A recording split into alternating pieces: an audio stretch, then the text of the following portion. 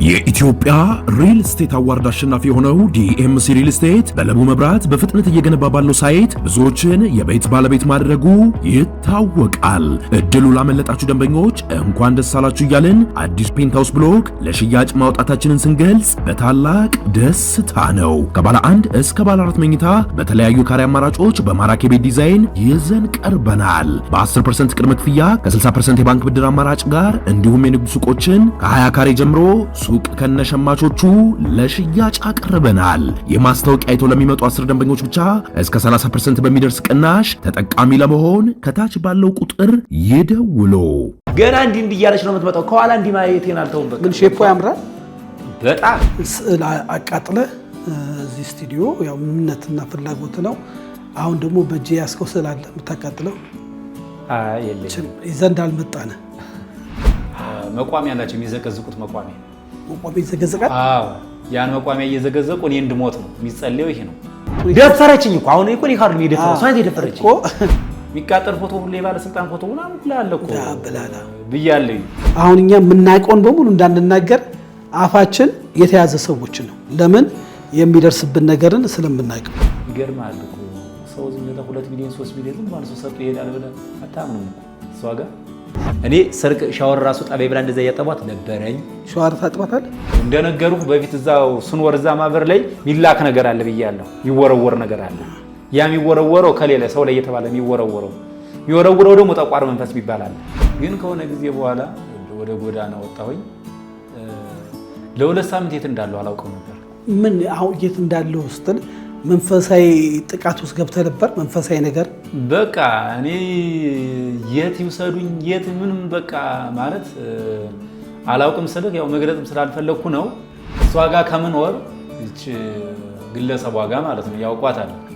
አደራ ስም እንዳጠረ ሴትዮዋ ጋር አልጠራ ሴትዮ በለው የፈለከውን በል፣ ግን ስም እንዳጠረብን ግን ይህንን ነገር ባልተናገርኩ የሚል ውስጥ ቁጭት አለ። መጥቼ በመናገር የመጣብኝ ነገር ነው ብለህ ከዛ በፊት ተናግሬ እንዲሁ በጀሮ የሚጠቀጠቅ ነገር ነበር እየመጣ ግን ያ የሚጠቀጠቀው የጠቋር መንፈስ እንደሆነ እኔ ያውቀዋለሁ። ከዛ በፊት ሚላክብኝ ስለነበር መንፈሱ እኔ እንደዛ ሆኜ ተበሻሽቼ እኔም እግዚአብሔር እንዲያድነኝ እንዲፈውሰኝ እየለመንኩት እየጸለይኩ ነው። ሌሎችም ከዛ ህይወት ምን የደረሰባቸው እንዳይደርስባቸው እንዲወጡ እውነታውን እንዲያውቁት በሚል እንጂ ወጣሁት ወይ የግል ጥላቻው እና ኑሮብኝ አይደለም ራሴን አሳልፌ የሰጠሁት። እንደዚህ ሆነ ብለው ይደሰቱ ይሆናል። እንደው አንተ ጸጸት አለብህ? ይቅርታ የመጠየቅ ፍላጎት አለ? እኔ የተናገርኩት እውነት ነው። ይቅርታ የምጠይቅበት ነገርም የለም። ወይ የሆነ ምግብ አፈላልዬ በሆቴል በሙሉ ብዬ ልበላ ምናምንና ምግቡም ይሄን ያለው አይበላልኝ። ብሶትም አለ፣ ብዙ እንግልቱም አለ። እግዚአብሔር ሆይ እባክህን ፈውሰኝ፣ እባክህን ከጠላቶችን ሁሉ ተከላከልልኝ እያልኩ ያለሁት እስካሁን ጠብቀኛልም፣ ግን አልቻልኩም። ያው በቃ አሁን መቸገሩ መጠማቱን ብርዱ ነው የሰረችኝ። በቃ ውጭ ላይ ብርዱ አልቻልኩትኝ። እንደነገርኩ በፊት እንደ ነፃነት ነበረው ውጭ ላይ ስንተኛ፣ አሁን ነፃነት የለም። ብዙን ነገር ደብቀን ሸፍነን ነው የምናወራው። ለምን ችግሩ ከፍተኛ ስለሆነ ይርባል። ካልበላ ይርባል። ሆቴል ነው የምትጠይቀው። አሁን ደግሞ እኔ ነው ወዚህ ደግሞ ሆቴል ስጠይቅ ደግሞ ሰርታ አበላም ይለዋል። መቋሚያ ቢዘቀዘቅ መቋሚያ ተቆሞ ቢጸለይ አንተ ላይ ሞትና ጭንገፋ ወይም ክፋት የሚከላከልልህ የሚጠብቅህ አምላክ እንዳለ አታውቅም? አሁን መፈናፈኛ አጣሁ። በቃ ትልቁ ሀሳብ እንጂ ሌላ የሚቀጥሉ ነገሮችም ብዙ የሚያሳዝኑ ነገሮችም ብዙ የደረሱብኝ ነገሮችም የወጡ ነገሮችም አሉ። አሁን እንዲህ ሳወራ የጭንቅላት የራሱ ልክ አይደለም። ምንድን ነው መንፈሳዊ ችግር ውስጥ ነው ያለው? በቃ አዎ፣ ማለት የምከላከለው ነገር አይደለም። ይላክብኝ ነገር ራሱ በቃ እስትንፋሴ ቢኖር ነው ዛሬ እዚህ የመጣሁት። ገብቷል። እኔ እግዚአብሔር በሚያውቀው ጎዳና ላይ እኮ ነው ማረው። በቃ አሁን ተቸገሩ፣ ተጠማው፣ ተራቡ፣ የት ልሂድ? ከቤተሰብ የለኝም፣ የገጠር ልጅ ነኝ። ሸክም እንኳን ተሸክም ይል ብላ ግን አሁን በቃ ጨነቀኝ፣ ጠበበኝ። ምን ልሁን? የት ልድረስ? በጣም ስሜታዊ የሚያደርግ ነው በእውነት። ብዙ ስራዎች ሰርቻለሁ። ምን ነው ይሄን ልጅን ባልጠየቅኩ ነው ያስባለኝ። አንጀት ርቆኝ ጭንቅላቴ ፈዞ በቃ ነርቤ ሁሉ አይሰራ ማለት ትችላለህ። በቃ የመኖርና ያለመኖር ላይ የሞት ጣይር ላይ ነው ያለሁት።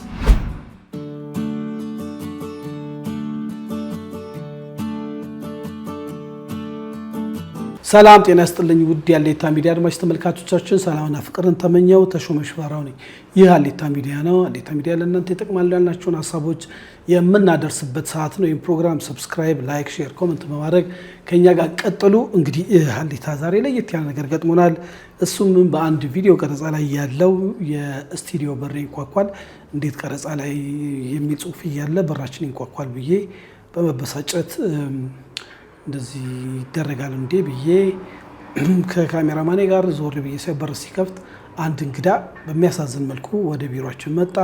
ይህ እንግዳ ከዚህ ቀደም አንድ የግል ታሪኩን አቅርቦ በአንድ ማህበር ውስጥ ስለደረሰበት ግፍና መከራ ስላሳለፈው ህይወት የተናገረ ልጅ ነው። ከዛ በኋላ ግን ብዙ ስደትና መከራ ገጽታውም ያሳያል። ከፍተኛ ስቃይና በጣም በሚያሳዝን ሁኔታ ውስጥ ሆኖ አገኘን። እንግዲህ ያንን ፕሮግራም አቋርጠን ወደሱ ጉዳይ መጣ እንድትከታተሉ ጋበዝን። ይህን ፕሮግራም የምትሰሙ በዓለም ዙሪያ ያላችሁ ኢትዮጵያኖች ይህን ወንድም አግዙት። ስለ እውነት ስላልሰበው ነገር ስለመናገር ነፃነት ከተናገረ በኋላ ብዙ ነገር ደርሶበታል።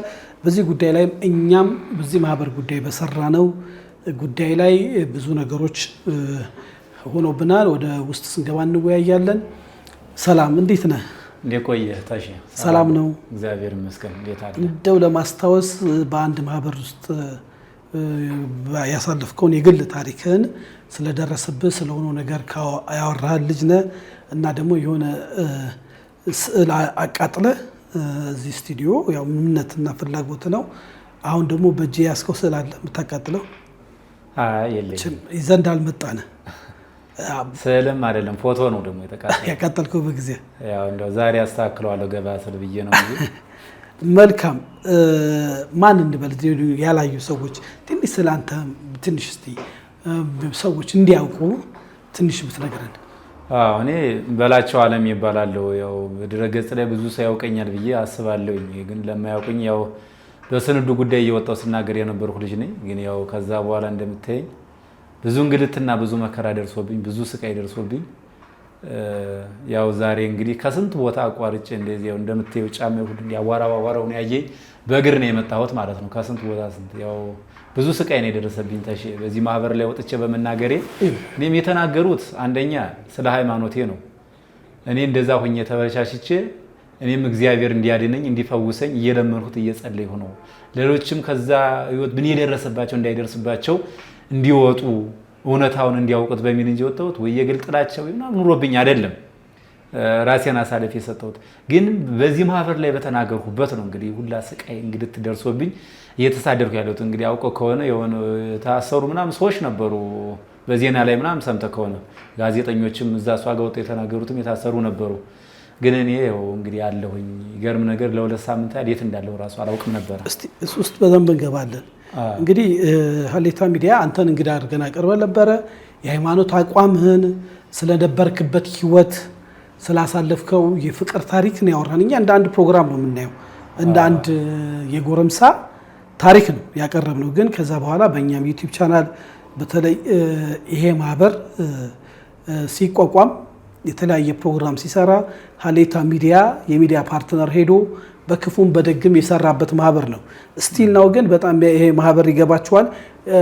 መናገር ብንናገር እናውቃለን ምናምን እናልቃለን የሚል ነገር መጣብንና ይህንን ማህበር ስም መጥራት ማልፈልገው በዚህ ጉዳይ ነው። ግን ስትራይክ አስልካችሁብናል።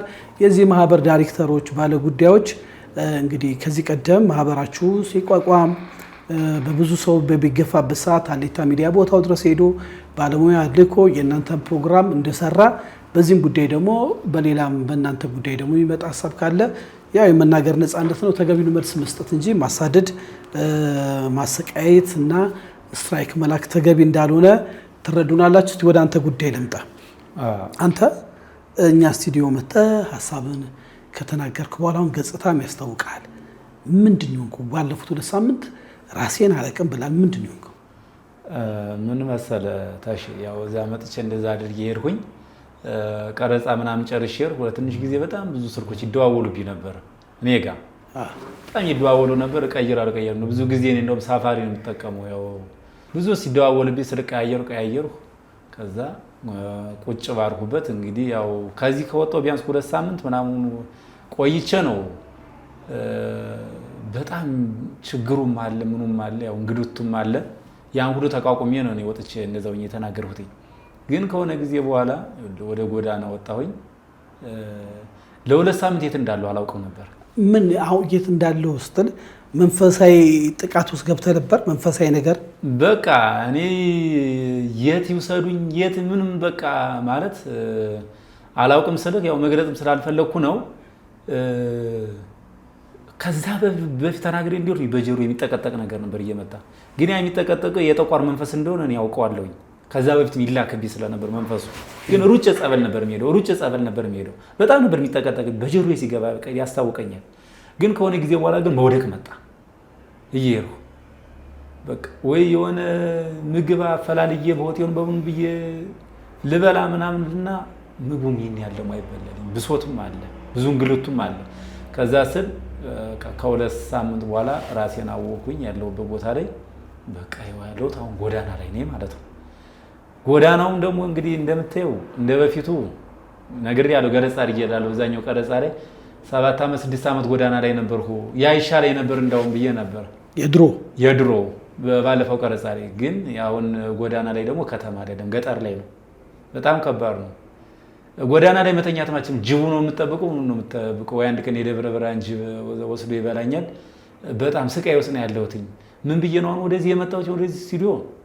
እንደው የሚገርም ነገር ስልካችሁ ላጠፋብኝ እዛኛው ሲም ላይ ነበር የነበረው ማንም ጋር ደወሉን ቀጥታ ዝም ብዬ እኛም ሐሳብና ስጋት ይዞ ልበረ አንዳንዶቹ በዚህ ጉዳይ የራሳቸው የደረሰባቸው ነገሮች አሉ።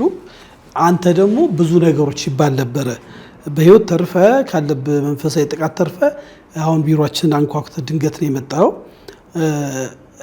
እንደው ጎዳና ላይ ወደኩ ስትል ጎዳና ህይወት ከባድ ነው። የድሮ ይሻለኛል ስትል በንጽጽር ነው ያቀረብከው። የድሮ ማለትም ስለ እግዚአብሔር ስለ ማርያም ስትል የሚሰጥ ሰው ይኖራል። አሁን እሱን አጣክ ወይ? ጎዳና ላይ የማይመች ነገር ብዙ አለ ማናቃቸው ነገሮች። የድሮ ይሻለኛል ያሉት ምን መሰለህ? እሷ ጋር ከምንወር እቺ ግለሰቧ ጋር ማለት ነው ያውቋታል።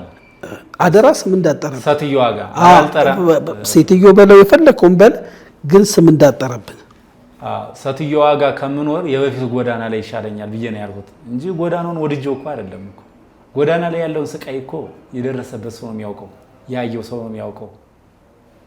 ያው ብዙዎች ያውቁታል ብዬ አስባለሁ። በጣም ስቃይ ነው፣ በጣም እንግልት ነው። ያንማ ሰው ወድጄው ዝምቱን ብዬው አይደለም። ግን እሷ ጋር ከምኖር ያ ነበር የሚሻለው። እሷ ጋርም ስቃይ ነው የገባሁት። በቃ ማለት እሷ ጋር ስኖር ነፍስ እንደተቃጠለች ነው። በቃ ነገ ዛሬ ወጣለሁ በማለት ነው ያ ሁሉ ነገር ተደረማምቶ እንደዛ የደረሰው። ቢያን በማነጻጸሩ እንጂ ያሉት ጎዳናውን ማፈልጊው አይደለም። ግን የደርሶብኝ እንኳን አየሁት እኮ አሁን እየተንገላታሁ ረሃቡ ጥሙ ምን ወይ ጸበል ቦታው ራሱ ወደ እንዳትቀመጥ ጸበል ቦታ ስትቀመጥ ግዴታ የሚበላም ያስፈልጋል። ግን አሁን በቃ ብሶት ላይ ማለት ምን ብዬ ልንገርህ የሆነ በቃ የጭንቅላት እንትኑ አለ። አሁን እንዲህ ሳወራ የጭንቅላት የራሱ ልክ አይደለም። ምንድነው መንፈሳዊ ችግር ውስጥ ነው ያለው።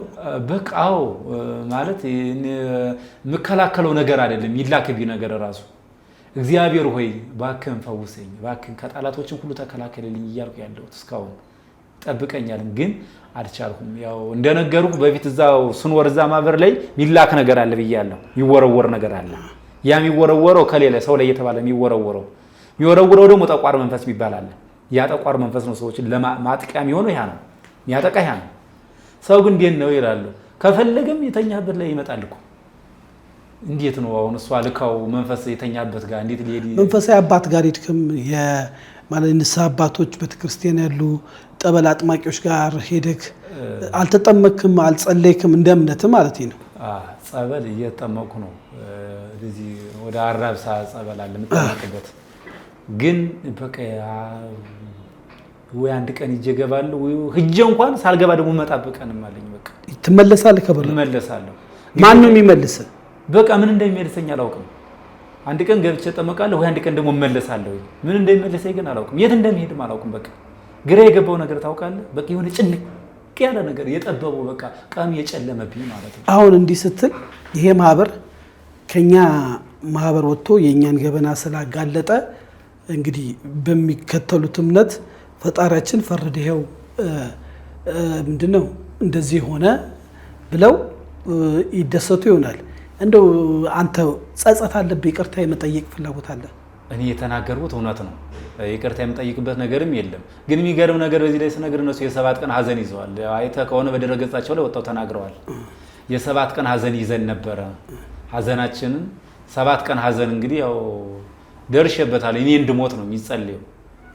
መቋሚያ ያላቸው የሚዘቀዝቁት መቋሚያ ይዘገዘቃል። አዎ ያን መቋሚያ እየዘገዘቁ እኔ እንድሞት ነው የሚጸልየው። ይሄ ነው ሌላ ነገር የለውም። ለ7 ቀን ሙሉ ጸሎት ተይዞ ሰው እንዴት እንዲሞት ይጸልያል እንጂ ይቀጠቀጥ አይደል? ተናገር ያለ ለዚህ በፊት 2-3 መቋሚያ የተለያየ ይቀጠቀጣል። እንደዚህ ይቀጠቀጣል። የከሌ የሚቃጠል ፎቶ ሁሉ የባለስልጣን ፎቶ ምናምን ሁሉ አለ እኮ ብያለሁ። ከዛ እኔም እንደዛ ነው የሚያደርጉ እየዘገዘቁ ፎቶዬን እንደዚህ አውጥቶ እንትን እያቃጠሉ ምናምን ይቀጠቅጡታል። እዛም እያሉ የሚያደርጉት የነበረ ነው የሚያደርጉት የ7 ያን ልምምር ታውቀዋለህ? አሁን ያ ነገር እኔ ላይ የሆነ ነው ብለህ ስሜት ሚዲያ ላይ ወጥተው ተናገሩ። ድረገጻቸው ላይ የ7 ቀን ሀዘናችንን ጨርሰናል አሉ እና ማሳደር ነው በቃ የተያዘው። ምን አደረኩኝ እኔ? ወጥቼ የተናገሩት እውነታ ነው። በተዋህዶ እምነትን አለቅም ብላ እያጠፋች ያለች ናት። ቤተክርስቲያኑን ሁሉ እያወደመች አጽዋማቱ የለ ምኑ የለ እንደፈለገች አደረገችው። እኔ ሌሎች ይወጡ ሁሉ አሁን ፈርቶ ዝሙ ዳር ያዛሉ። እኔ ይሄ ነው እውነታው ብዬ ተናገሩ። የሚገርም ነገር አሁን ብዙ ዳራቸውን ያዙ አሉ። እኔ ግን እንደምንገራ አንተ ላይ ችግር የፈጠረው ማህበሩን መናገር ብቻ ሳይሆን በጊዜው እንግዲህ እኛ ማስረጃ ማቅረብ በማንችልበት ሁኔታ የፍቅር ግንኙነት እንደነበረ የፍቅር ህይወትን እንደ አንድኛ የፍቅር ታሪክን ያቀርብ ነው። በኋላ ግን ያ ነገር ብዙ ችግር እንደፈጠረ አሁን እኛ የምናውቀውን በሙሉ እንዳንናገር አፋችን የተያዘ ሰዎች ነው። ለምን የሚደርስብን ነገርን ስለምናውቀው። አሁን ዛሬ አንተን የዚህ ስቱዲዮአችን አንኳክተ የመጣኸው መንፈሳዊ ጥቃት ውስጥ የኢኮኖሚ ችግር ውስጥ ጎዳና ላይ ወድቀ የምትበላው የምትቀምሰው አተ ጤናክ ታውኮ የኢትዮጵያ ሕዝብ እንዲደርስልህ ነው። ውድ የሀሌታ ሚዲያ አድማጭ ተመልካቾቻችን እንግዲህ ይሄ ወንድማችን ባለፈው እንደምታውቁት ሀሌታ ሚዲያ ላይ መጥቶ ከአንድ ማህበር መሪ ጋር የነበረውን የፍቅር ግንኙነት ስለ ማህበሩ ውስጥ ምስጢር የሚያውቅ ብዙ ነገሮች ዘግዝጎ የተናገረ ከዛ ግን እኛም በዚህ ዩቲዩብ ቻናል እንደ የመናገር የመጽሐፍ የማዳመጥ መብት እንዳለው አንድ ዜጋ ይህን ፕሮግራም ከሰራን በኋላ ግን ብዙ ነገሮች ሆነዋል። ያንን ምንም ምንድነው ነገር የለም። ይሁንና ይሄ ወንድማችን አሁን በችግር መከራ ውስጥ እንደምታዩት የጤና መታወቁ ስላለ የሃይማኖት አባቶች፣ ባለሀብቶች፣ የተለያዩ ሰዎች ይህን ልጅ ለማቋቋም እገዛ እንድታደርጉ ነው። ሀሌታ ሚዲያ እንደ ክሩ ብዙ እገዛ እንደው ባልቻ አይደለ ነፍሱ እንድትቆይ እገዛ አድርጓል። ግን ከኛ ቀን በላይ ስለሆነ ምን እናድርግ? ጠፋ። ደግሞ ስልኩም ጠፍቶ ነበረ። ሞቶ ይሆን ምን ውስጥ ገብቶ ይሆን እያለን ነው ድንገት አንኳክተ የመጣው። ስትመጣ ግን መንፈሳዊ ጥቃት ውስጥም እንዳለ ያስታውቃል። ግን ይኸውልህ በፈጣሪ ታምናለህ? በእግዚአብሔር ታምናለህ? እግዚአብሔር በተዋህዶ አምናለሁ። እግዚአብሔር ፈዋሽ አምላክ ነው አምናለሁ። መቋሚያ ቢዘቀዘቅ መቋሚያ ተቆሞ ቢጸለይ አንተ ላይ ሞትና ጭንገፋ ወይ ክፋት የሚከላከልልህ የሚጠብቅህ አምላክ እንዳለ አታውቅም? እንደውን የነገሩህ እንጂ ይሆናል ብዬ እኮ አይደለም። የሚደረገውን ነገር ነገሩህ እና ስጋት አይግባ ነው እንግዲህ የርኩሱ መንፈስ። አንተ ደግሞ በጣም ኃይለኛ መንፈሳዊ ሆነ ጸበሉ ምኑን በጾም በጸሎት በጣም ጠንክረህ ካልቆምክ ይሄ ነገር እንደሚጥል አውቃለሁ። እኔ የወደቁ ሰዎችም ስላሉ እዛው ስለምታደርገው ማለት ነው እንጂ ይሄንማ ይሆናል ብዬ አይደለም። እኔ እግዚአብሔር ነው አዳኝ፣ እግዚአብሔር ነው ፈዋሹ። በቃ እስትንፋሴ ቢኖር ነው ዛሬም እዚህ የመጣሁት። ገብቷል። እኔ እግዚአብሔር በሚያውቀው ጎዳና ላይ እኮ ነው ማረው። በቃ ትንሽ ልብሶች ነበሩኝ ከዚህ የተሰጠሁት ያው የካሜራማኑ የሰጡኝ ይሄም ራሱ የሰጠኝ ነው፣ ይሄም እሱ የሰጠኝ ነው። ግን ያን ጎዳና ላይ የተኛው ሄደ። እግዚአብሔር ምስክሬ ነው። ከዚህ ውጭ ሌላ ነገር የለኝም። ወይ እንትን ለማለት አይደለም፣ ወይ ለማገን ወይ የሰው ፊት ለማየት አይደለም የመጣሁት። በዚህ ጊዜ የሰው ፊት እንደማየት የሚያሳዝን ነገር የለም። ግን ጨነቀ፣ የጠበበኝ ምን ልሁን፣ የት ልሄድ ቁሜ እያሉ የተወሰነች ነገር የሆነች ነገር እንደው ትንሽዬ ነገር ትበቃኛለች እኮ ለኔ። ግን ያችን ስትይዛት ነው በዛች ስራ እየሰራህ መንፈሳዊ ነገር የሆነ ነገር ጭንቅላት ይስተካከላል። ጸበልም ለመጠም ጥሩ። ግን አሁን ጸበሉ ትለው ወይስ ደግሞ ይበለው ደግሞ ያሳስባል። ለለት ደግሞ የምትጎርሳት ምን እንደው ይርባል ካልበላ ይርባሃል። ሆቴል ነው የምትጠይቀው። አሁን ደግሞ እኔ እጅ ነው በዚህ ደግሞ ሆቴል ስጠይቅ ደግሞ ሰርታ አበላም ይሉሃል። ሁኔታን አይተው ማይገነዘበ ሰው አለ እንዴ በዚህ እድሜ አንተ ሰርታ አበላም ይሉሃል። ከዛ ደግሞ እኔ አሁን እግዚአብሔር የሚያውቀው ይሄ ሰባራ ነው። ይሄው 11 ሰዓት ከኩላም ብርድ ነው አክረምት ላይ በቃ የለም ይሄው ዝሎ ቁጭ ነው የሚለው እግር ያለ መኪና ሄዶበታል ብዬ በቃ ይሄ አይሰራም የኛው እጄ ማለት ነው። በቃ ለጥ ነው የሚለው የለም ሸክም እንኳን ተሸክም ይሄድ ብላ እንዳለ ግን አሁን በቃ ጨነቀኝ ጠበበኝ ምን ልሁን የልረስ በቃ እዚህ ጋር ገፍቼ እንደዚህ የመጣው አንዳንድ እህቶቼ ወንድሞቼ በቃ ወይ ቲክቶክ ላይ የሚያሉ እንደዚህ ድረገጽ ያላቸው መንፈሳዊ ነገር የሚያስተምሩ አሁን እንደነ መምህር ተስፋዬ አይነት ወንድማችን አሉ። በቃ በመንፈስ ነው ተግቶ የሚያስተምር ማለት ነው። መምህር ተስፋዬ ተግባባዋለ ያው ማለት እንዲህ ባለግባባውም ያው ድረገጹን በፊት ተከታተል ስለነበር ብዙዎች እንደሚፈወሱ ወደ መንፈሳዊ ህይወት ነው የሚመራ ሙሉ ትምህርቱ ራሱ ማለት ነው። እና አሁን እሱ አግኝተው ቢጸልይል ቢያግዝ ፈቃደኛ ነህ? በቃ ብዙ ሰዎችን ብለውኛል። ግን ስራ እየበዛበት እስቲ አንዴ መምህር ተስፋዬ እንግዲህ እኔ የኔታ ሚዲያ ያለው ከኃይለ መለኮት ከቄስ ግርማ ልጅ ጋር መታቀለው ተሾመ ባላለው ታቀኛለህ። ተስፍሽ እንግዲህ ይሄ ወንድም ያንተን ጸሎት ያንተን ገዛ ይፈልጋል። አድራሻውን ከሌታ ሚዲያ መውሰድ ትችላለህ። በስደት በብዙ መከራ ውስጥ ያለ ነውና ፕሊስ አግኝተው ሰፖርት አድርገው እንደው ከሱ ሌላ እንደው ቢያግዝ ወይ ደግሞ አንተ ሶሻል ሚዲያን በፊት ተጠቀም ስለነበር ስለምታውቀው እዚህ ላይ የምትለው ነገር ካለ? አዎ ያው ትልቁ ምኞቴ በቃ ትልቁ አሁን ቲክቶክ ላይ ራሱ አንዳንድ ወንድሞች አሉ ማለት ያው ላስቸግር ፈልጌ ሳይሆን ለአንድ ሰው ከባድ ነው። አሁን አንድ ሰው ለማገዝ ለአንድ ሰው ከባድ ነው። እስከዛሬ 6 ወር 7 ወር ሙሉ ልሳነ ተዋህዶ ሚዲያ ባለቤት ነው የምበላትን የምጠጣትን ቤት ከላይ ሁሉ እየከፈለልኝ ነበር። እዚህ በፊትም ተናግሬያለሁ። በእውነት ትልቅ ሚዲያ ሰው ራሱ ገብቶ እንዲሁ የምፈልገው ልሳነ ተዋህዶ ሚዲያ አውስትራሊያ ነው። ቅዱስ ሚካኤል ቤተክርስቲያን የሚያገለግሉት ትልቅ አባት ናቸው። እያገዙ ምን እያሉ እዚህ ያደረሱ ግን ብዙ ቤተሰብ ያስተዳድራሉና ያው ዘለቄታ አይኖረውም። ትንፋሽን ራሱ እንግዲህ ከሷ ወጣው 8 ወር ምናምን ሆኛል። ያን ይዘውኝ ነበር። ግን አሁን ዋናው ትልቁ ነገር ቲክቶክ ላይ ራሱ እንደው እንደ ትልቅ መልእክት አድርጌ ማስተላልፈው እየቆራረጡ ራሱ ቲክቶክ ላይ እንዲለቁልኝ ማለት ነው። ለነ ሞጣ ለነ ጆከር እንዲያደርሱልኝ የምፈልገው ማለት ነው። ቲክቶክ አካውንት አለክ? ያው ቲክቶክ ከፍቻለሁኝ። ሞልቶላል? 1000 ሞልቶልኛል። ሞልቶላል። እንደው የሚገርም ነገር ቲክቶክ ላይ ምንድነው ለሞጣና ለጆከር ድረሱልኝ ብሎ አንድ ጎዳና ላይ ደርሶኝ ነው። ስልኳን እንደው እዛ ሳይለንት አድርጌ አስቀምጫለሁ እንጂ ባሳይ ድቅቅ ያለ ስልክ ነው ብታየው ራሱ ያው ሲሙም አይወጣም ውስጥ አድርጎ ከስልክ ቤት ነው የሰጠኝ። ያው እንደነገሩህ ስልክ ምናምን ነበር ያኛው የለም። በቃ የቲዩን ማውቀው ነገር የለም። የት እንዳለም አላውቅም። የመጀመሪያው ስልኬ ግን ይኛው አስተካክያለሁ። ለሞጣና ለጆከር አድርሱልኝ ብለህ ልቀቁ ላይ እንደውም ለቅቄ አንዳንድ ሰዎች ፎሎ ምናምን እያደረጉ እንትን እያሉት ነው። በቃ እኔ አልቻልኩም ወንድሞቼ። በቃ ግን በዚህ ላይ እንደው አንተ ራሱ ገለጻ አድርገህ ብትነግርልኝ በቃ ለነዚህ ወንድሞች ቢደርስልኝ እና ቲክቶክ ላይ የተወሰነች ነገር አሰባስበውልኝ በቃ ያችን ሳንቲም በአንድ ሰው ላይ ተሰብስቦ የምፈልጋትን ስራ በቀችን ያለው ገዝተው ራሱ ስራዋን በእጅ ተቋቋም ከዚህ በኋላ ማማረር የሚል በእኛው ተቋቋም ብለው የሆነች ነገር እንትን ቢሉልኝ። እሺ ውድ የሌታ ሚዲያ አድማጭ ተመልካቾቻችን እንግዲህ ወንድማችን ሲሉ እንደሰማው ሞጣ ቀራኒዮ ጆከር እኛ ደግሞ ከምናውቀው ቢኒያም ሽታይ ወይ ፍቅረ ኢየሱስ ወዳጄ ይሄ ልጅ በሶሻል ሚዲያ የራሱ ቲክቶክ አካውንት ስላለው በዛ ግዙኝ እያለ ነው። እንግዲህ ችግር ከሆነብን አሁን ሞጣን አግዘው ስትለው ደግሞ በዚህ መጣችሁ እንደዚህ ብላችሁ ተደራጅታችሁ የሚለው ነገር አለ። ግን የልጅ ርቦታል፣ ተቸግሯል፣ ለእውነት የቆመ ነው። ከዚህ ቀደም ስላሳለፈው ህይወት በግልጽ በመናገሩ በጎዳና ላይ በመውደቅ በመራብ በመንፈሳዊ ጥቃት ውስጥ ነው ያሉት። በተለይ ደግሞ ቢኒያም ሽታይ ወይ ፍቅረ ኢየሱስ ብዙ ሲያገዛቀዋለው መልካም ሰው ነው፣ የእውነትም ሰው ነው። ውስጡ ብዙ ነገሮችን ይሰራል። እንግዲህ እኔ በግሌም በአጋጣሚ ማይቆሶ ስለሆነ እሱን ኮሚኒኬት አድርገን በሱ ፕላትፎርም ወይ በሱ ፔጅ ላይ የደረሰብህን ነገር እዛ የነፃነት ስለሆነ በነፃነት አውርተ እገዛ ቢያደርጉልህ እንደው ምን ብትሰራ መኪና እንደምትነዳ አውቃለሁ። እንደው ግን አሁን መኪና መንዳት ባትችል መኪና ግዛ ማለት ከባድ ነው። ባጃጅም ከባድ ነው። እንደው የሆነች ነገር ብሰራት የምትለው ነገር ካለ?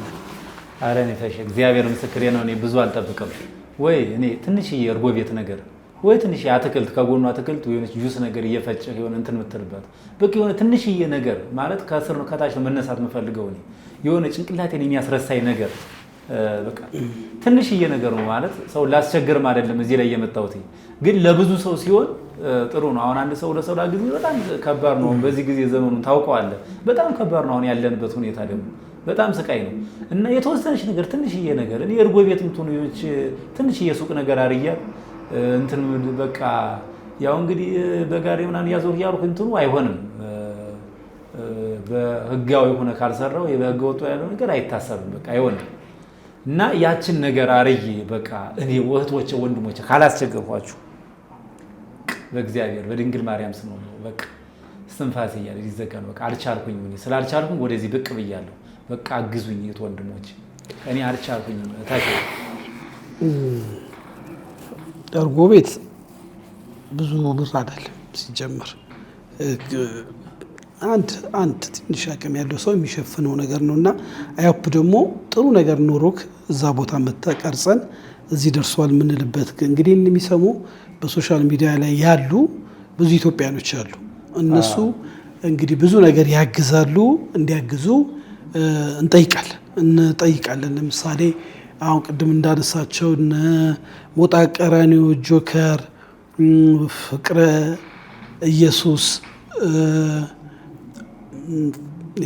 አንድ ቲክቶከር ሰሞኑን ብዙ የሚረዳ በመኪና ጉዳይ ላይ ችግር ውስጥ ያለው ወንድማችን አለ። እሱም ቅንና መልካም ሰው ነው። ቢያግዙ ካለበት ችግር ወጥተህ ሰርተህ ራስህን ለመቻል ነው ጥያቄ ያደርገው። መኪናስ ሹፍርና ትሞክራለህ? መኪና መንዳት ያው አለ የመንጃ ፈቃዱ እሷ ጋር ያለው ያው ነዳል ነበር። ያው አንዲ መኪናው እንደዛ ተመቶ ነው ምናምን ብዬ ገርጫው ነበር እዚህ በፊት ወንተኑ ነዳለኝ መኪና። ያው ግን በዚህ ሰዓት ማንስ አምኖ መኪና ይሰጣል እንደው አይታሰብም። ተሽዬ እዛ ላይ ሳይሆን በቃ አሁን የኔ አቅመታሽ የወረደ ነው። በቃ ማለት ትንሽ እኔ እስክጠራ እስኪሄድ ድረስ ራሱ መድኃኒዓለም ኢየሱስ ክርስቶስ እስኪወስደኝ ድረስ እስትንፋሴ እስቆም ድረስ በቃ አሁን መቸገሩ መጠማቱን ብርዱ ነው የሰለችኝ። በቃ ውጭ ላይ ብርዱ አልቻልኩትኝም። እንደነገርኩ በፊት እንደ ነፃነት ነበር ውጭ ላይ ስንተኛ። አሁን ነፃነት የለም። ግልጽ ነው። እግዚአብሔር ነው እንዴ የለም ነፃነት። ጤናም ታውቋል፣ መንፈስም ታውቋል። አይኔም እንደነገርኩ ነው። ቅድም በውጭ እንዳወራሁ ነው። ጭንቅላቴም ጥሩ አይደለም። ብቻ ያለሁት ያው በፊት እንዳያየኝ አይደለም። በቃ ማለት እዚህ በፊት ስትመጣ ስትናገር እንደ ትንሽ ቀንጨብ አድርገን እናስገባዋለን ለማሳየት ጉልበት ያለው ኢነርጂ ያለ ድንቡሽ ያልክ ነበር። ካሁን ግን ጉስቁል ብለህ ሳይ እኔ ራሱ በጣም ተሰምቶን ነው ሀሌታ ሚዲያ ወዲያው ሁሉን ነገር አቁመን ያንተን ፕሮግራም ለመስራት በቃ ያግዙኝ ስላልክ መቼም እነዚህ ቀን ደጋግ ኢትዮጵያኖች ይሄንን ሰምተው ዝም እንደማይሉ አውቀን ነውና ግን ይሄንን ነገር ባልተናገርኩ የሚሉ ውስጥ ቁጭት አለ መጥቼ በመናገር የመጣብኝ ነገር ነው ብለህ ማለት እንደዚህ አልጠበቁኝም። ምን ያው ከሷ የወጡ ብዙ አንዳንድ ሰዎች ነበሩ ያው ከጎንህ አለን ምናምን ሲሉ የነበሩ እግዚአብሔር ነው ማለት። አሁን ግን የሉም። አየር ላይ ጣሉክ። አድራሽ የትዩን ሁሉ ምን የጠየቁበት መንገድ ነው የት ልውደቅ የት ልሂድ ምንም አንድ ልሳነ ተዋህዶ ሚዲያ የሚባል እሱ ብቻ ነው በቃ የታለ የሚለው የለም። ገብቷል። እኔ እኮ አልቆጭም ተናግሬዋለሁ ማለት ለወደፊትም ወደ ያስን ሳስተካክል የሚቀጥል ነገር ይሆናል ቦታ ሲይዝ ግን በዚህ አኳያ አሁን አልናገርም ማለት ያው እንዴት ነው ይደርስብህ ነገሮች ስላሉ ያው ከበውጭ እንዳወራው ነው ይሄ ነው ብዬ አልጠረጠርም። ያው እንግዲህ ታውቃታለህ ግለሰቡ ሰዶ ማሳደር ነው ችግር የለባትም። ገንዘቡም አላት ሁሉ ነገር በደጇ ነው የሌላት ነገር የለም። ይሄ የሚሆነው በቃ በሰዎች ነው እንግዲህ ሰው ይገርማል እኮ ሰው ዝም ብሎ 2 ሚሊዮን 3 ሚሊዮን ዝም ብሎ ሰው ሰጥቶ ይሄዳል ብለህ አታምንም እኮ እሷ ጋር ያደርጉታል። ግን እኔ ምንድነው ያው ተጎደው ሳልፈልግ ነው እንደፈልጊው አይደለም እዚህ ላይ ሰውና አግዙ ብዬ ላስቸገር የመጣሁት። ግን ቀላል ነገር ነበር ቢሸፍኑት ከሱ የወጡት ራሱ ቢሸፍኑት ይቀላል ነገር ነበር። እዚሁ ድረገጹ ላይ ሁላ መድረስ አለብኝ ብዬ ማላሰብም ነበር። እና ይሄ ነው ያለውት ምንም ቆጭበት ነገር የለም። ግን የሚቀጥል ነገር ይኖረዋል። ምን ሳስተካከል ነገሮች ሁሉ ስጋት አለብህ። ህይወቴ ሊጠፋ ይችላል ወይ ልታሰር ይችላል የሚል ስጋት አለብህ? እዚህ በፊት እኮ ገርጬዋለሁ እኮ የግድያ ሙከራ ደርሶብኛል። ያው እንግዲህ ያው ለ2 ሳምንት ያለሁበትን አላውቅም ነበር ስለ ግልጽ ነው። በውጭ እንዳወራው ወይ ተደብቀ የነበረ 2 ሳምንት ወይ አይምሮ ተወስዶ ምን ውስጥ እንደገባም ትንሽ የምታስበው ነገር የለም ወይ? የገጠመ ነገር ወይ ደብቀህ በውስጥ ያስከው ነገር አለ? ያው መግለጽም ስላልፈለኩ ነው፣ አያስፈልግም ብዬ ስላመንኩ በሚስጥር ሆዲፍቸው ማለት በውጭ እንዳወራው ሆኖ ተጨማሪም ልነግር እችላለሁ። አልፈልግም እዚህ ላይ መግለጽ። ሆዲፍቸው ነው ግን በሰላም እንኳን ተገናኝተን እንደውም እንኳን አይንን እንኳን አየን እኛም ትልቁ ነገር ይሄ ነው። ግን ብዙ ሰዎች ተገንዝበዋታል እቺን አሁን ግለሰቧን በጣም ብዙ ሰዎች ማለት እውነት እንዳልያዘች ያው በገንዘብ አይል ሰዎች የምታሳድደው እንደሆነ ሁሉም ስለተረዱት ለኔ ደስታዬ ነው። እግዚአብሔር ነው እና ለአስቸገራንም ዚህ የመጣሁት እነዚህን ሁሉ የጠራው ዛሬ ያው ትኩረት አድርገን እኛ የምናስበው ስለ ማህበሩ አስተምሮ ስለ ማህበሩ ግለ ታሪክ ወይንም ስማቸው ስለሚነሱት ሴት ሳይሆን ያንተ መቸገር ነው። በቃ ተጎድተሃል፣ ተቸግረሃል። አንተ ኢትዮጵያዊ ነህ፣ የውጭ ሀገር ዜጋ አይደለም። የሌላ ሀገር ዜጋ እንኳን ተሰደው መጥተው ዳቦ የሆነ የሚቀመስ ሚላስ ነገር በሚያገኙበት ሰዓት አንተ ግን ህይወት ተጎሳቅሎ ትንሽዬ ነገር ልስራ አግዙኝ እያልክ ነው። ይህንን ደግሞ ደጋግ ኢትዮጵያኖች እንዲያግዙ ነው። ያን እንዲደረግልህ ሀሌታ ሚዲያ ነገሮችን ያመቻቻል። እንደው ይሄ ያለብኝ ነገር ይሄ ስለሆነ ብዙን ነገር ደብቀን ሸፍነን ነው የምናወራው። ለምን ችግሩ ከፍተኛ ስለሆነ እና እንግዲህ በዚህ ጉዳይ ላይ የመናገር ወይንም ሐሳብን በነፃነት የመግለጽ መብት ስናገኝ ያለውን ነገር ደግሞ እንለቀዋለን እና እንግዲህ ከዚች እህት ጋር የፍቅር ግንኙነት ነበረኝ ብለን ያወራው እና ሁለተኛ ደግሞ አስተምሮና ስለነበረው ነገር ያወራው ይህንን ነገር በመግለጽ መንፈሳዊም ጥቃት ስደትም እንግልትም ደርሶብኛል እያልክ ነው። ይሄ ነገር እንግዲህ መፍትሄ እንዲሰጥ የሚመለከታችሁ የሃይማኖት አባቶች ጋር ገዳም ጠበል ሳልሄድክም እንደው በዚህ ጉዳይ ላይ ጥረት የሚያደርጉ ሰዎች እንደነበሩ አውቃለሁ። አልሄድክም ወደዛ? ትልቁ ነገር ያው መምህር ተስፋዬን ገለጽ ያደረኩልህ ትልቁ ነገር ወደ መንፈሳዊ ህይወት ማለት ይመራኛል በሚለው ነው። ያው ብዙ ያው ትምህርቱንም ስለማይ በቃ ወደ መንፈሳዊ ትምህርትና ወደ ጸበል ቦታ እንደዚህ ያለውን ነገር ያስተካክልልኛል በሚለው ከእግዚአብሔር ጋር ሆኖ ይህን ነገር ያነሳሁት ተስተካክሎልኝ እውነት ያው ጸበል ቦታም ስትቀመጥ ደስ የሚል ሁሉ ነገር ከተስተካከለልህ በኋላ ቁጭ ለማለት አይከብድም። በቃ ጭንቅላትን እንዲሰብስብ ወደዛ ነው ያለው። ግን ጸበል ቦታ ላይ ሆኖ ደግሞ ጭንቅላት ወደላ ቦታ ወደዚህ ወደዛ የሚናፈስ ከሆነ በጣም ከባድ ነው የሚሆነው። ሰብሰብ ብለህ ለእግዚአብሔር ስቀርብ ነው ጥሩም የሚሆነው እና ትልቁ ነገር ይሄ ነው ማለት አሁን መፈናፈኛ አጣሁ በቃ ትልቁ ሐሳብ እንጂ ሌላ የሚቀጥሉ ነገሮችም ብዙ የሚያሳዝኑ ነገሮችም ብዙ የደረሱብኝ ነገሮችም ይወጡ ነገሮች አሉ፣ የሚቀጥሉ ነገሮች አሉ። ግን አሁን ተቸገሩ፣ ተጠማው፣ ተራቡ፣ የት ልሂድ?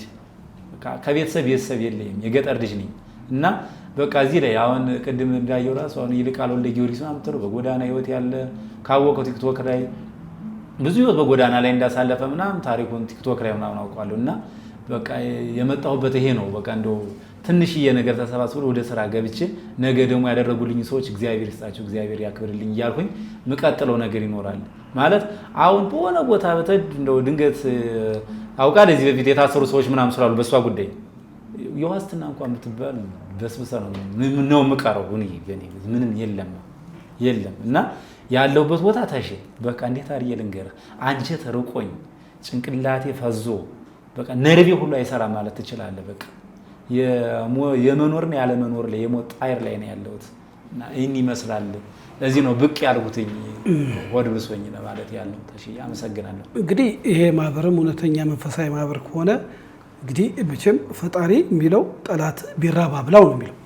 ጠላትን ስታገኝ ደብድበህ ግደለው፣ አባረው፣ በመንፈሳዊ ጥቃት አደርስበት አይልም የፈጣሪ ቃልና እንደ እምነት ስናየው ጠላት ቢራብ አብላው የሚል እውነተኛ አምላክ ነው ያለን። ጠላታችን እንድናበላና የደረሰበት ነገር በግልጽ ተናግረሃል። ሌላ ነገር ልናወራ የምንችለው ሰፋፊ እውነታዎች አሉ፣ ግን እሱ ጊዜው አይፈቅድም።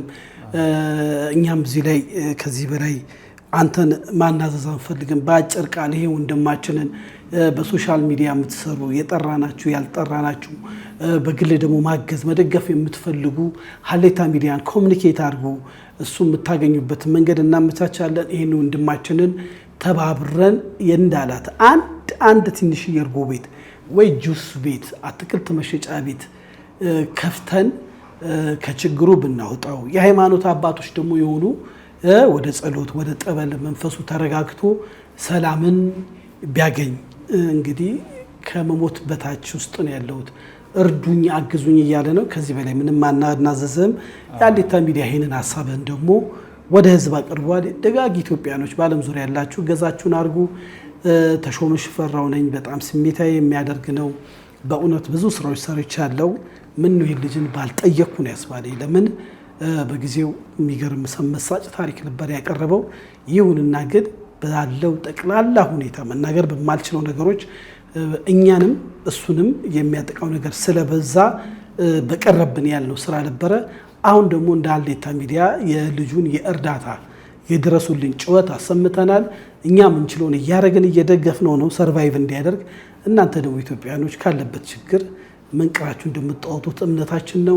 ይህን ፕሮግራም ሰብስክራይብ፣ ላይክ፣ ሼር፣ ኮመንት በማድረግ ለብዙዎች እንዲዳረስ አድርጉ። ተሾመ ነኝ። ሻሎም። የኢትዮጵያ ሪል ስቴት አዋርድ አሸናፊ የሆነው ዲኤምሲ ሪል ስቴት በለቡ መብራት በፍጥነት እየገነባ ባለው ሳይት ብዙዎችን የቤት ባለቤት ማድረጉ ይታወቃል። እድሉ ላመለጣችሁ ደንበኞች እንኳን ደስ አላችሁ እያልን አዲስ ፔንታውስ ብሎክ ለሽያጭ ማውጣታችንን ስንገልጽ በታላቅ ደስታ ነው። ከባለ 1 እስከ ባለ 4 መኝታ በተለያዩ ካሬ አማራጮች በማራኪ ቤት ዲዛይን ይዘን ቀርበናል። በ10% ቅድመ ክፍያ ከ60% የባንክ ብድር አማራጭ ጋር እንዲሁም የንግድ ሱቆችን ከ20 ካሬ ጀምሮ ሱቅ ከነሸማቾቹ ለሽያጭ አቅርበናል። የማስታወቂያ አይቶ ለሚመጡ 10 ደንበኞች ብቻ እስከ 30% በሚደርስ ቅናሽ ተጠቃሚ ለመሆን ከታች ባለው ቁጥር ይደውሉ።